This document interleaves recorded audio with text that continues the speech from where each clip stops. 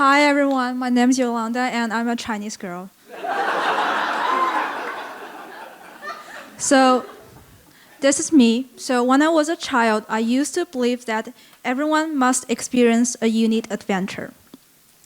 Just like the characters in the movie or in the fiction, they first grouping with 3 or 2 friends, and then stepping in a hero journey to fight against the bad guys.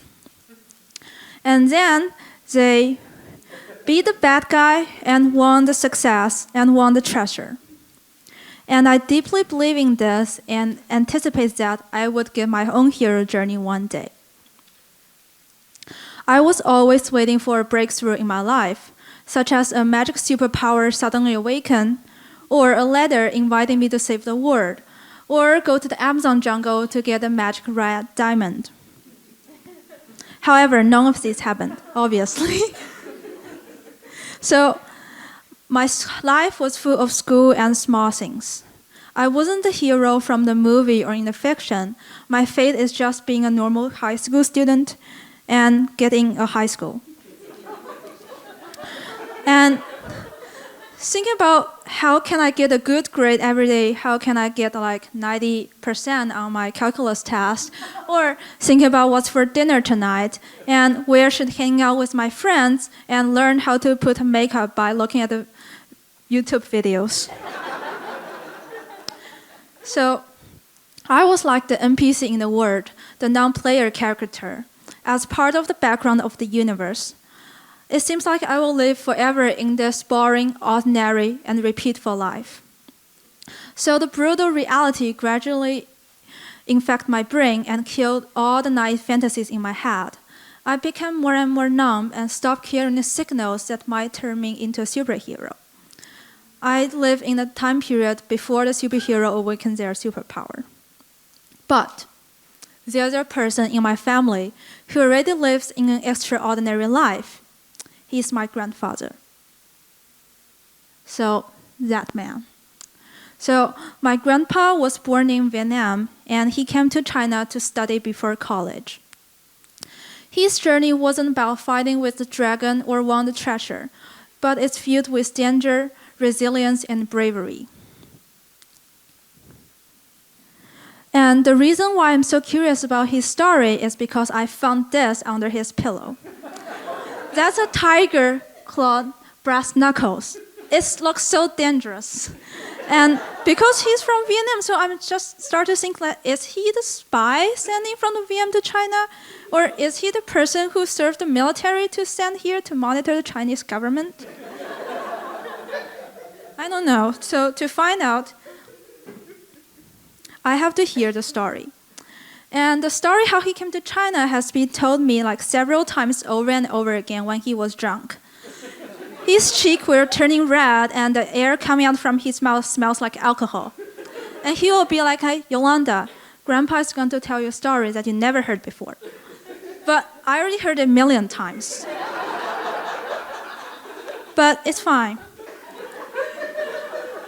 So here's the story. My grandpa has 2 best friends. Just like what I said before, the first step for a hero story is to grouping up 2 or 3 friends.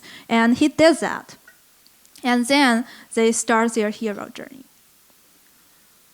So they come from the Vietnam, the Ho Chi Minh City, and traveled all the way to China.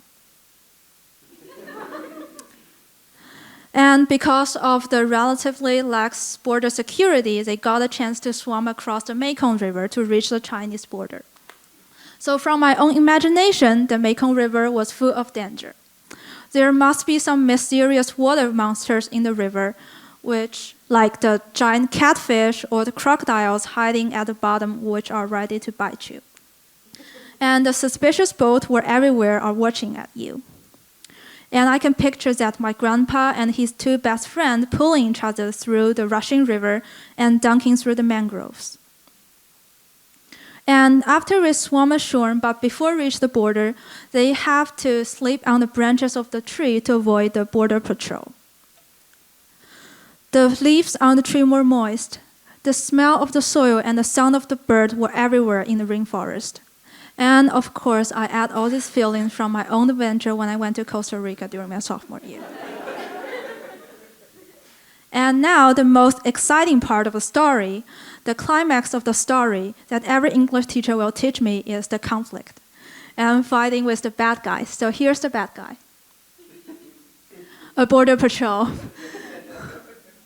So the border patrol found the three young Vietnamese anyway. And the helplessness and panic was revealed on their face as the bright flashlight shone. So the three young men jumped down from the tree and started to fight with the border patrol. My grandpa used his strong arm to punch his face and kicked his stomach by using his leg. The three brothers wiped the blood of each other's face and passed the dot of each other's shoulder and finally smiled in success. Doesn't it sound wonderful? Just like the climax of the story. But no, it's fake. I make all them up. The reality is, yes, the three Vietnamese young men bribed the border patrol with a golden watch. And then they just secretly, quietly slip in at the border in disgrace. And after they arrived in China, they have a Vietnamese stone and they cut them into 3 pieces. And each brother took 1 piece and go to a different country. So the first one went to the US. The second one, which is my grandpa, he went to Vietnam. He went to China. And the third one went to Australia. And they promised to reunite the dome again, but they never did. So they're still spread across the world. And for my grandpa personally, he went to Guangzhou, China alone. And there he attended an international school for the foreigners, and he learned the new language Mandarin. After that, he also changed his name from Ran Zhou-Ming to Chen Gui to better fit in the society and create a new identity. And after that, he went to Suzhou, which is my hometown, worked as an interpreter in the Public Security Bureau, and met with a Chinese woman, and he becomes my father's father. So this is a picture of my grandpa with my grandma, and this is the picture me and my grandpa, and somehow he did look like a spy because he always has his hat on, wear the suit, put the glasses. And I was so tiny, the same height as he was sitting down. So after that, I asked him how did you feel after experiencing all these things? And he said this sentence: I never viewed myself as a superhero, but a young man trying to survive. And now take a back look at me. Maybe you can see some similar traits between my grandpa and I. So, as an immigrant, even though I didn't swim across the Pacific Ocean here, but I'm still proud of myself. Like my grandpa, we both use our second languages to take root in this land where no ancestors ever arrived before. We come here to learn, to study, to make friends, to create a new identity and maybe get a job in the future or start a new family here.